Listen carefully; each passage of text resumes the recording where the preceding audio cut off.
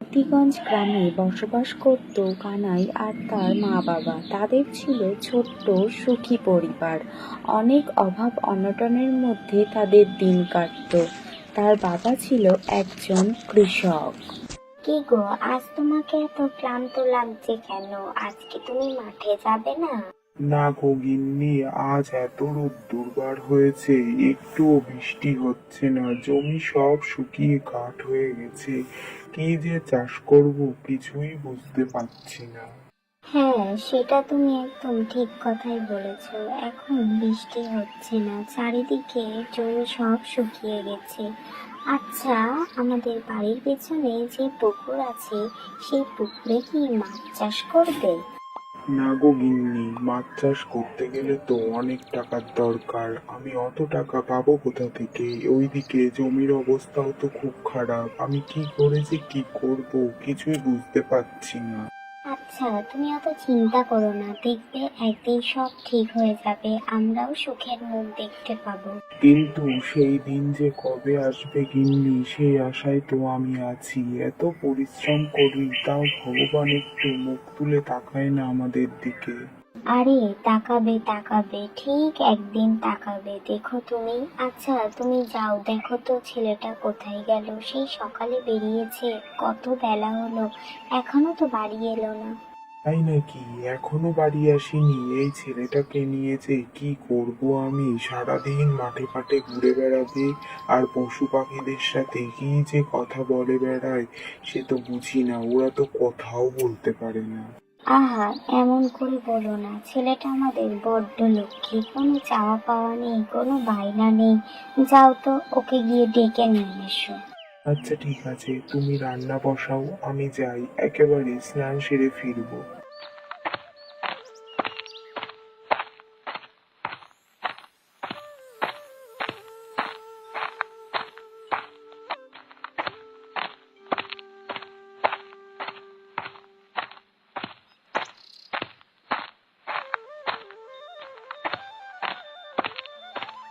এই ময়না পাখি, তোমার কি মজা বলো? তুমি কি সুন্দর আকাশে উঠতে পারো, আর এক জায়গা থেকে আর এক জায়গা খুব সহজেই চলে যেতে পারো।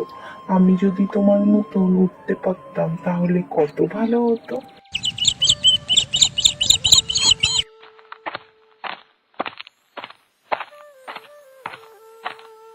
এই হরিণ, তুমি কি সুন্দর খেলা করো, কেউ তোমাকে বকাও দেয় না আর বারণও করে না। জানো, আমার মা বাবা আমি সারাদিন খেলা করি বলে আমাকে খুব বকা দেয়।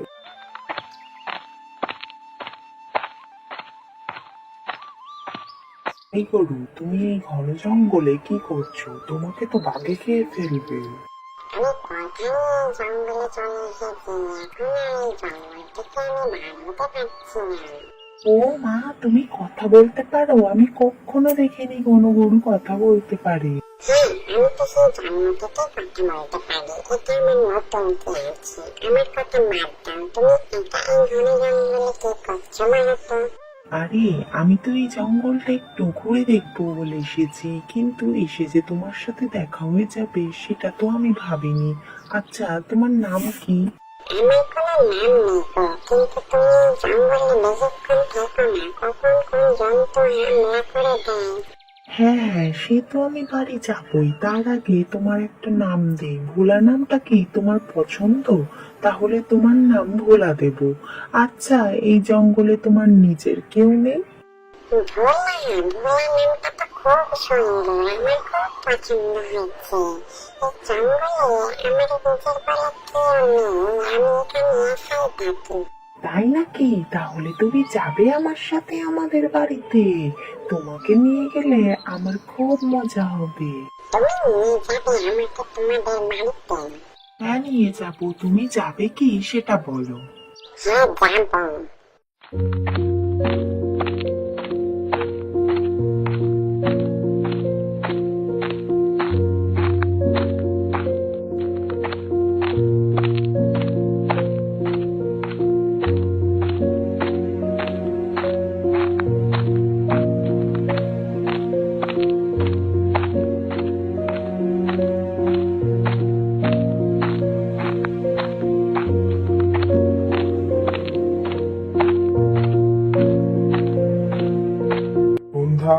সন্ধ্যা, কোথায় গেলে গো? তোমার ছেলেকে তো কোথাও পেলাম না।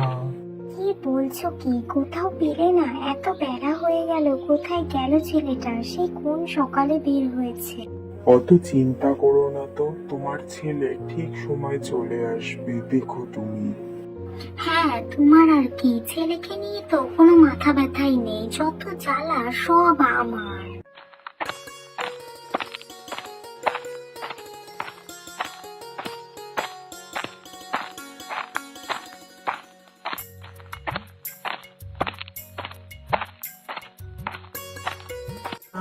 ও মা, কোথায় তোমরা? তাড়াতাড়ি বাইরে এসো, দেখো আমি কাকে নিয়ে এসেছি।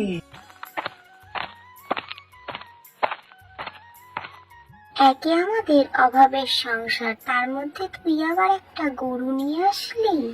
আরে মা, তুমি আমার পুরো কথাটা তো শোনো। ও জঙ্গলে হারিয়ে গিয়েছিল, কোনো রাস্তা খুঁজে পাচ্ছিল না, তাই তো ওকে এখানে নিয়ে আসলাম। তা ও যে রাস্তা খুঁজে পাচ্ছিল না, সেটা তুই কি করে জানলি? কেন, ভোলাই তো আমাকে বললো ও নাকি রাস্তা হারিয়ে ফেলেছে। আমাদেরকে তুই পাগল পেয়েছিস নাকি? ও বলবে আর তুই সেটা শুনবি? ও কি কথা বলতে পারে নাকি? হ্যাঁ গো মা, ও কথা বলতে পারে, ওই জন্যই তো ও সব বলতে পেরেছে আমাকে। এটা কিভাবে সম্ভব? একটা গরু কিভাবে কথা বলতে পারে? হ্যাঁ বাবু, আমি কথা বলতে পারি। তা ভালো কথা, তুমি কথা বলতে পারো, কিন্তু কানাই ও কি খাবে? এদিকে আমাদেরই ঠিক মতন খাবার জোটে না, এর মধ্যে ওর খাবার কি করে জোগাড় করব? মা, তুমি অত চিন্তা করো না, আমি রোজ খেলতে যাই, তখন ওকে নিয়ে যাব। আমি যতক্ষণ খেলবো ও ততক্ষণ মাঠে ঘুরে ঘুরে ঘাস খাবে। কিন্তু ওর ওইটুকু ঘাস খেয়ে কি পেট ভরবে? হ্যাঁ ভরবে, আমি তো দিনে একবারই খাই, আর বিকেলবেলা দুধ দিই। সে দুধ তুমি বাজারে বিক্রি করতে পারবে বাবু। ও মা, তাই নাকি? তাহলে ওকে রেখে দেই আমাদের সাথে। এরপর থেকে ভোলা ওদের সাথেই থাকতো, আর ভোলার দুধ বিক্রি করতে নিয়ে যেত তার বাবা বাজারে। সেখানে গিয়ে দুধ বিক্রি করে অনেক টাকা হতো, সেই টাকা দিয়েই আস্তে আস্তে ভোলারা বড়লোক হয়ে গেল। অন্যদিকে কানাইদের পাশে এক প্রতিবেশীর তাদের উন্নতি দেখে খুব হিংসা হচ্ছিল, কিন্তু সে কিছুতেই বুঝতে পারছিল না তারা এত বড়লোক হলো কিভাবে। কি গো, শুনছো? সন্ধ্যারা তো দেখছি ধীরে ধীরে বড় লোক হয়ে যাচ্ছে। শুনেছি ওর ছেলে কানাই নাকি জঙ্গল থেকে একটা গরু ধরে নিয়ে এসেছে, সেই গরুর দুধ বিক্রি করে নাকি ওরা এত বড় লোক হয়েছে। কি বলছো কি গিন্নি? আসলে ব্যাপারটা আমি অনেক দিন ধরে দেখছি, কিন্তু কিছুতেই বুঝতে পারছি না কি করে এত বড় লোক হচ্ছে। তাহলে আসল ব্যাপারটা হলো এই। কি গো, আমি বলি কি, আমরা ওই গরুটা চুরি করে আনি, তাহলে আমরাও আরো বড় লোক হয়ে যাব। জানো, গরুটা আবার মানুষের মতন কথাও বলতে পারে। না গিন্নি, চুরি করা যাবে না, আমাদের পাশাপাশি বাড়ি, তারপর যদি লোক জানাজানি হয়ে যায় তাহলে আর কেলেঙ্কারির শেষ নেই। এক কাজ করি, আমি না হয় ওই জঙ্গলে গিয়ে দেখবো কোনো কথা বলা গরু পাওয়া যায় নাকি। একটা গরু যদি ওই জঙ্গলে থাকে তার মানে আরো গরু থাকবে। আমি কালই একবার ওই জঙ্গলে যাব। হ্যাঁ গো, এটা তুমি ঠিক কথা বলেছো, কাল তুমি একবার গিয়ে দেখো।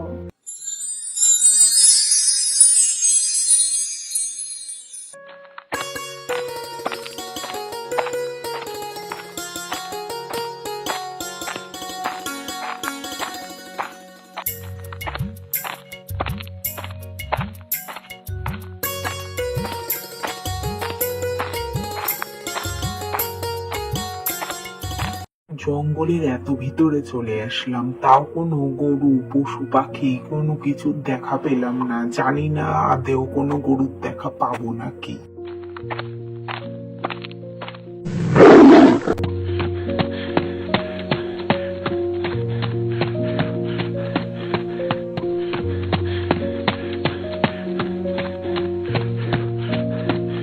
কি গো, তুমি এরকম দৌড়াতে দৌড়াতে আসছো, কই গরু পেলে না নাকি?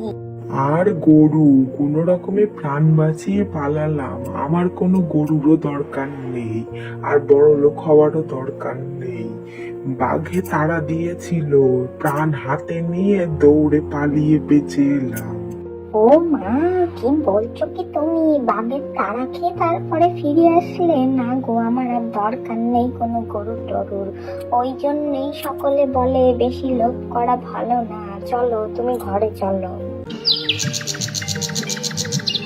মা, ও মা, জানো কাল যদু কাকা জঙ্গলে গিয়ে বাঘের তাড়া খেয়েছে। কি বলছিস কি? বাঘের তাড়া খেয়েছে? আচ্ছা, জঙ্গলে গিয়েছিল কি করতে? শুনলাম তো নাকি ভোলার মতন একটা গরু খুঁজতে গিয়েছিল, তাই এই অবস্থা হয়েছে। কি বলছিস কি বাবা? ভোলার মতন গরু খুঁজতে গিয়েছিল? এদের লোভ বলিহারি। সত্যি ওই জঙ্গলে যে বাঘ আছে তা আমরা শুনতাম, কিন্তু আজ সত্যি জানলাম ওই জঙ্গলে বাঘ আছে।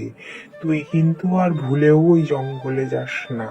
না গো বাবা, আমি আর ওই জঙ্গলে যাচ্ছি না। বাবা, ওই জঙ্গলে বাঘ আছে, যদু কাকা তাড়া খেয়েছে। আমি গেলে যদি আমায় তাড়া দেয়?